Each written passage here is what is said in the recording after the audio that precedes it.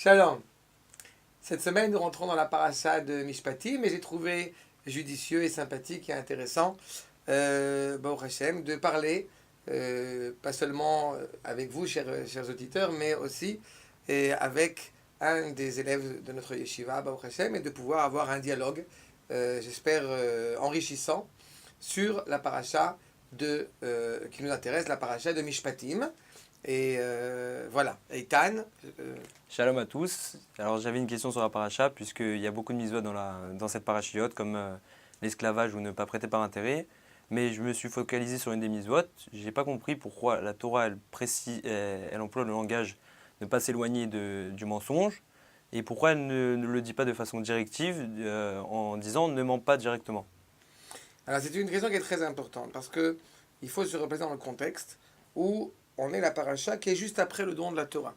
C'est-à-dire qu'on a vu a priori, passons a priori, on a rencontré Akadosh Baruch Hu face à face, c'était la semaine dernière avec le don de la Torah, et on passe de cette réalité où il est formellement interdit d'assassiner, où il y a des injonctions qui sont claires, directes, vers une réalité beaucoup plus ambiguë, beaucoup plus troublante. Et alors, effectivement, la question que tu poses, le fait de devoir s'éloigner du mensonge, ça paraît incongru, ça paraît incohérent, puisqu'on a rencontré la vérité, pourquoi on exige de nous, juste après, de nous éloigner du mensonge? Pourquoi on ne nous dit pas justement, reliez-vous à la vérité? À cela, les Rachamim vont répondre de la manière suivante. Tout d'abord, les propos du Rav Tzvi Yehuda, qui rappelle que chaque parachiote existe en couple. Donc il y a une paracha qui dit une idée générale, et puis une paracha qui va essayer de s'intéresser à la réalité que nous vivons. Et justement, de prime abord, n'est-ce pas, eh bien, on doit avoir comme aspiration de vivre la vérité, d'être en cohésion totale, d'être en symbiose totale avec la vérité. C'est clair? Mais la réalité du monde dans lequel nous vivons ne permet pas encore cela. C'est-à-dire que l'idéal serait, par exemple, la raison pour laquelle les villes refuges, le fait de devoir prendre un esclave hébreu que tu évoquais à l'instant. Alors, l'idéal serait qu'il n'ait pas besoin de prendre d'esclave. L'idéal serait que la personne qui, même pas, parce que je rappelle, esclave hébreu, c'est la personne qui, au bout du compte, doit de l'argent et ne peut pas payer. Donc, elle se vend comme esclave hébreu pour rembourser ses dettes. Donc, l'idéal serait que la personne, elle n'ait pas de dette. L'idéal serait que, justement, que le mensonge n'existe pas. L'idéal serait qu'il n'y ait pas de haine, justement, entre deux personnes. Seulement, il peut arriver des conflits, il peut arriver des clivages dans une société humaine. Alors, il y a des conflits. Et par conséquent, de vouloir vivre dans un monde qui prône la vérité absolue, eh bien, cela empêche la créature d'évoluer. Ça empêche la dignité humaine de se révéler. Donc, la Torah, elle ne peut pas imposer, exiger de l'homme quelque chose que l'homme ne peut pas appliquer.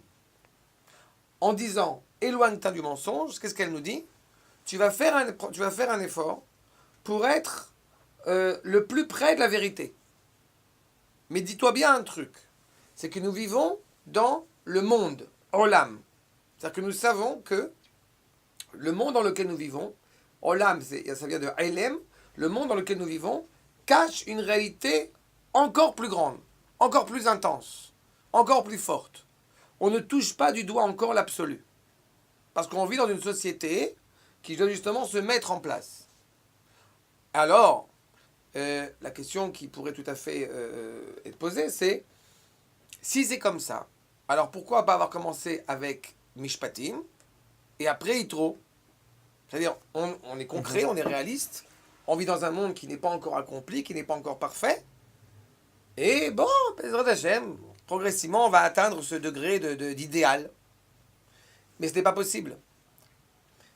Ce n'est pas possible parce que si cela avait commencé par parler du monde de la réalité et éventuellement, en second plan, du monde de la vérité, du monde auquel on aspire, alors il n'y aurait pas d'idéal authentique.